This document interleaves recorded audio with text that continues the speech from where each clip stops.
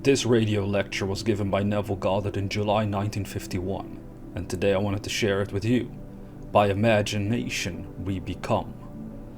How many times have we heard someone say, "Oh, it's only his imagination." Only his imagination. Man's imagination is the man himself. No man has too little imagination, but few men have disciplined their imagination. Imagination itself is indestructible. Therein lies the horror of its misuse. Daily we pass some stranger on the street and observe him muttering to himself, carrying on an imaginary argument with one not present. He is arguing with vehemence, with fear or with hatred, not realizing that he is setting in motion, by his imagination, an unpleasant event which he will presently encounter. The world as imagination sees it is the real world. Not facts, but figments of the imagination shape our daily lives. It is the exact and literal minded who live in a fictitious world. Only imagination can restore the Eden from which experience has driven us out. Imagination is the sense by which we perceive the above, the power by which we resolve vision into being. Every stage of man's progress is made by the exercise of the imagination. It is only because men do not perfectly imagine and believe that their results are sometimes uncertain when they might always be perfectly certain. Determined imagination is the beginning of all successful operation. The imagination alone is the means of fulfilling the intention.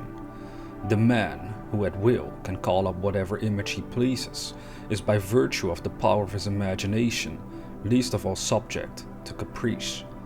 The solitary or captive can, by intensity of imagination and feeling, affect myriads, so that he can act through many men and speak through many voices.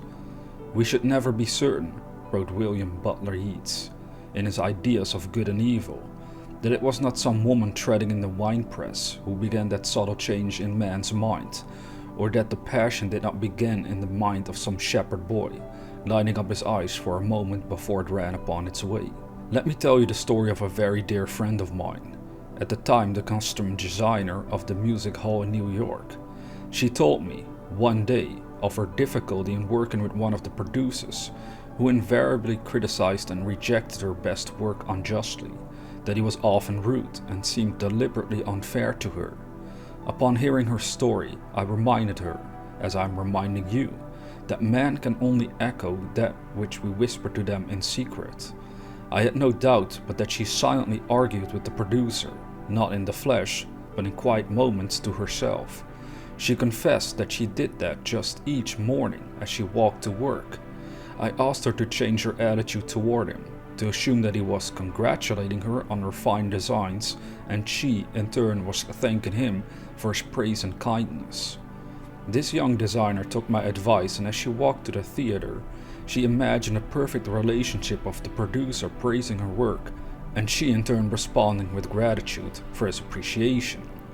This she did morning after morning, and in a very short while, she discovered for herself that her own attitude determined the scenery of her existence. The behavior of the producer completely reversed itself. He became the most pleasant professional employer she had encountered. His behavior merely echoed the changes that she had whispered within herself. What she did was by the power of imagination. Her fantasy led to his, and she, herself, dictated to him the discourse they eventually had together at the time she was seemingly walking alone. Let us set ourselves, here and now, a daily exercise of controlling and discipline our imagination. What finer beginning than to imagine better than the best we know for our friends? There is no coil of character so dead that it will not glow and flame if but slightly turned. Don't blame, only resolve. Life, like music, can, by a new setting, turn all its discords into harmonies. Represent your friend to yourself as already expressing that which he desires to be. Let us know that with whatever attitude we approach another, a similar attitude approaches us. How can we do this? Do what my friend did. To establish rapport, call your friend mentally. Focus your attention on him and mentally call his name, just as you would to attract his attention were you to see him on the street. Imagine that he has answered. Mentally hear his voice. Imagine that he is telling you of the great good you have desired for him. You, in turn, tell him of your joy in witnessing his good fortune. Having mentally heard that which you wanted to hear, having thrilled to the news heard, go about your daily task. Your imagined conversation must awaken what it affirmed. The acceptance of the end wills the means, and the wisest reflection could not devise more effective means than those which are willed by the acceptance of the end. However, your conversation with your friend must be in a manner which does not express the slightest doubt as to the truth of what you imagine that you hear and say. If you do not control your imagination, you will find that you are hearing and saying all that you formerly heard and said. We are creatures of habit, and habit, though not law, acts like the most compelling law in the world. With this knowledge of the power of imagination, be as the disciplined man and transform your world by imagining and feeling only what is lovely and of good rapport. The beautiful idea you awaken in yourself shall not fail to arouse its affinity in others. Do not wait 4 months for the harvest. Today is the day to practice the control and discipline of your imagination. Man is only limited by weakness of attention and poverty of imagination. The great secret is a controlled imagination and a well-sustained attention, firmly and repeatedly focused on the object to be accomplished. Now is the acceptable time to give beauty for ashes, joy for mourning, praise for the spirit of heaviness, that they might be called trees of righteousness, the planting of the Lord, that he might be glorified. Now is the time to control our imagination and attention. By control, I do not mean restraint by willpower, but rather cultivation through love and compassion. With so much of the world in discord, we cannot possibly emphasize too strongly the power of imaginative love. Imaginative love, that is my subject next Sunday morning, when I shall speak for Dr. Bales, while he is on his holiday. The services will be held as always at the Fox Wilshire Theatre and Wilshire Boulevard.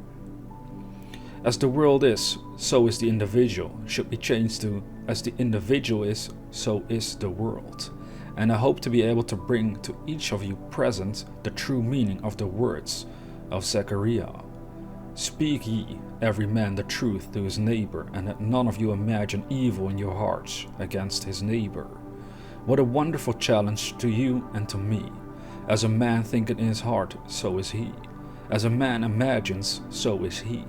Hold fast to love in your imagination. By creating an ideal within your mental sphere, you can approximate yourself to his ideal image till you become one and the same with it, thereby transforming yourself into it, or rather absorbing its qualities into the very core of your being. Never, never lose sight of the power that is within you. Imaginative love lifts the invisible into sight and gives us water in the desert. It builds for the soul its only fit abiding place. Beauty, love, and all of good rapport are the garden, but imaginative love is the way into the garden. Sow an imaginary conversation, you reap an act. Sow an act, you reap a habit. Sow a habit, you reap a character. Sow a character, and you reap your destiny. By imagination, we are all reaping our destinies, whether they be good, bad, or indifferent. Imagination has full power of objective realization, and every stage of man's progress or regression is made by the exercise of imagination.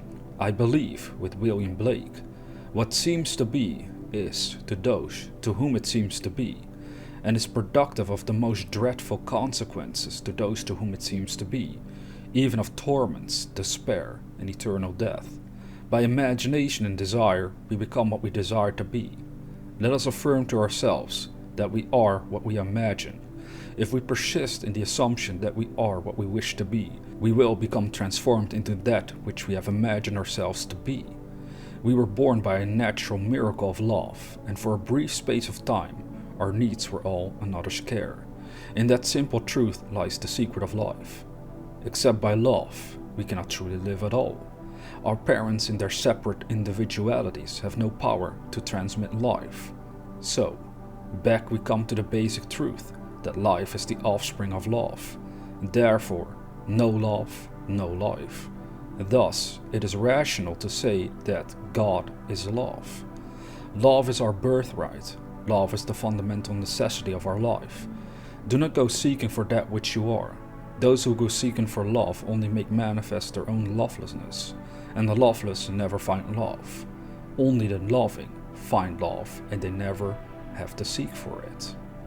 And that was the end of the lecture he gave concerning by imagination we become. Again, listen to this repeatedly if this is the first time for you to even hearing this message, and really think about the things he shared. There's some valuable points in here, and the main one being that we're going to have to take charge of our own imaginative powers. So in other words, no matter what your dream is, you're going to have to consciously learn to imagine yourself being already successful, feeling that you already are successful. If it is a relationship, imagine you're already happily married, for example. Feel that you're already in a relationship. At first, these things might seem strange, like a paradox, really bizarre, but the more you practice the power of imagination, the more it makes sense.